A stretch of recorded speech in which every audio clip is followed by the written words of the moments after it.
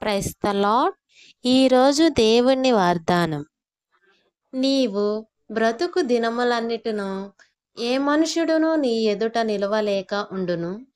నేను మోషేకు తోడై ఉండినట్లు నీకును తోడై ఉందును. యెహోషువ 1:5. దేవుడు మనల్ని గడిచిన సంవత్సరం అంతా ఎంతగానో ప్రేమించి మంచి ఆరోగ్యం ఇచ్చి మంచి కుటుంబాన్ని ఇచ్చి మనల్ని నడిపించినందుకు దేవుడికి ముందలగా కృతజ్ఞత స్తుతులు చెల్లించాలి. అదేవిధంగా మనము ముందలగా ప్రార్థన చేయాల్సింది ఏమనగా, మోషేకు తోడై ఉండినట్లును మాకు తోడై ఉండే దేవా అని మనం దేవుడిని ప్రార్థన చేయాలి.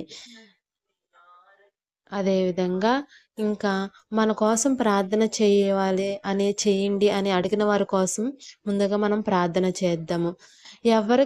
ఎవరు అయితే మనల్ని అడిగారో వాళ్ళ కోసం మనం ఖచ్చితంగా ప్రార్థన చేస్తే మనల్ని హృదయాంతరం ఎరిగిన దేవుడు మన యొక్క హృదయ కోరికలను తీరుస్తారని మనం నమ్మాలి.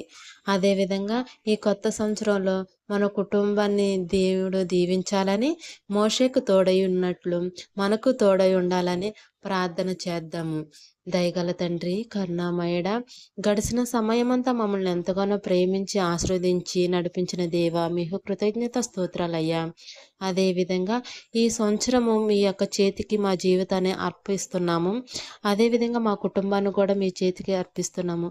మీ ఇష్టానుసారం మా జీవితాన్ని మలుచుకోండి. మీ అద్భుత కార్యములు మా పట్ల జరిపించమని యేసు నామమున అడిగి వేడుకుంటున్నాం తండ్రి.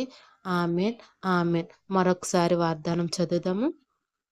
నీవు బ్రతుకు దినములన్నిటిలను ఏ మనుషుడును నీ ఎదుట నిలవలేక ఉండును. నేను మోషేకు తోడై ఉండునట్లు నీకును తోడై ఉందును. ఆమెన్.